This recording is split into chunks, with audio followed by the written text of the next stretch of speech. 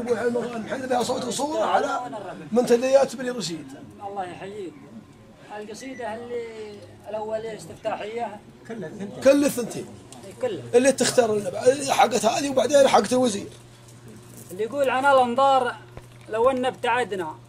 ترانا يا اخويانا ما ابتعدنا غلاكم ما محاه الوقت حاشا وجور الوقت ما غير وعدناكم على حفظ الأخوة وجينا في بلدكم من بلدنا تشرفنا وجينا ونتشرف وبرق المعرفة ساقه رعدنا من السودان شرقت المطايا الجهة الدار أبو تركي قصدنا حماه الله من شر الأعادي لاهن ما مع الثاني عبدنا وقفت أمثل أخواني وربعي بحزب سود والغايد أسدنا أبو عبد الله اللي ذاع صيته ونكد قلب من ينوي نكدنا على درب المراجل والمعزة صعدنا فوق للعليا صعدنا عزاز نفوس ما نرضى الهانة لغير الله حاشا ما سجدنا نثورها عجاج اللي ظلمنا نثورها عجاج اللي ظلمنا وصقور اللي اسنحت فرصة هددنا وتربطنا علاقة مع قبايل ويا لولا الترابط ما احتشدنا تجمعنا قبيلها مع قبايل حمان الله من نظرة حسدنا. السلام عليكم. القصيدة الثانية اللي يقول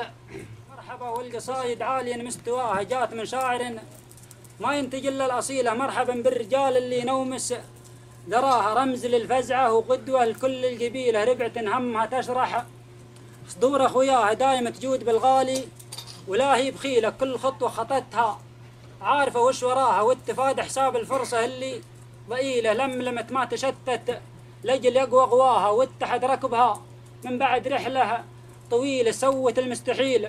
بلم شمل قرباها مر بسياسه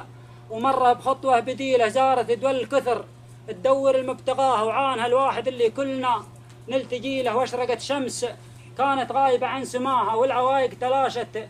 عقب ما هي ثقيله كل ما نادت العبسي يلبي نداها يعتزي ويتميز بالخصال الجميله الصدور الكتومه صعب يعرف خفاها والبنادم على ما قيل فكره دليله والزمان المولي والسنين وبلاها آخرتها تسامح والتسامح فضيلة أدري أن النفوس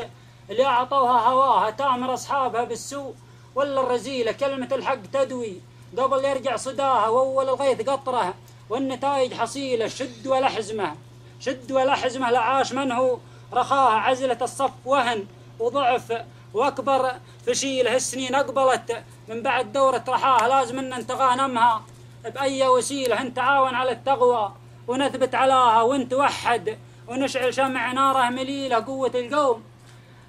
نتوحد ونشعل شمع ناره مليلة نعطي أرواحنا فرصة وندمع خطاها وكل منا يتجاوز عن خطاوي زميله قوة القوم دايم في توحد عصاها وتفرق يفرق بين خل وخليله قالها شاعر نبياتها محافظ علاه ينتجح للقصيدة ولا يجيب الهزيلة واضحة في معانيها وفي محتواها كلها في بعضها بالمعاني جميلة ويستاهلون أكثر.